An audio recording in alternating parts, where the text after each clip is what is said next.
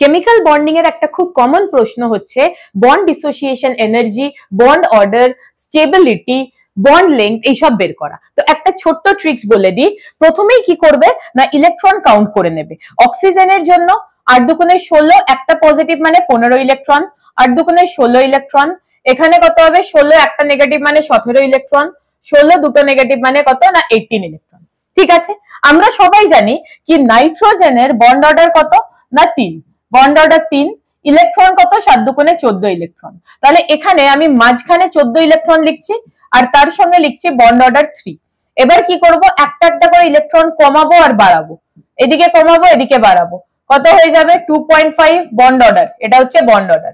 12 electron, এখানে কত 16 electron, 2.0 2.0, 11 electron, এখানে কত 17 ইলেকট্রন, কত এসে যাবে 1.5 1.5। এখানে এসো 10 ইলেকট্রন, এখানে কত হয়ে যাবে 18 ইলেকট্রন, এখানে কত হয়ে যাবে বন্ড অর্ডার 1 1। মনে থাকবে। এবার দেখো এখানে তুমি এসে যাও 15 ইলেকট্রন, তো 15 ইলেকট্রন মানে কত হয়ে যাবে বন্ড অর্ডার, আমি এখানে কি লিখছি বন্ড অর্ডার 2.5। এখানে কত আছে 16, 16 মানে কত হয়ে যাবে 2, এখানে কত 17, কত এসে যাবে 1.5, 18 কত এসে যাবে 1। এবার দেখো বন্ড অর্ডার। সো যদি আমাদের বন্ড অর্ডার সাজাতে হয় তো বন্ড অর্ডারের হিসেবে কি হয়ে যাবে না এইটা হয়ে যাবে আমাদের বন্ড অর্ডারের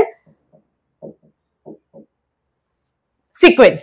ঠিক আছে, এবার দেখো bond order is directly proportional to, bond order যত বেশি হবে বন্ড এনার্জি কি হবে তত বেশি হবে, আর বন্ড অর্ডার যত বেশি হবে বন্ড লেংথ কত হবে না তত ছোট হবে। তো আমাদের একটা এই ট্রিক্স মনে রাখতে হবে, একটা এই ট্রিক্স মনে রাখতে হবে। তো এর বেসিসে আমরা যে কোনো কোয়েশ্চেন করতে পারবো। তো স্টেবিলিটি অর্ডার কি হয়ে যাবে, বন্ড অর্ডার যত বেশি স্টেবিলিটি তত বেশি। তো এটা bond order, this is the stability order also, this is the stability order also.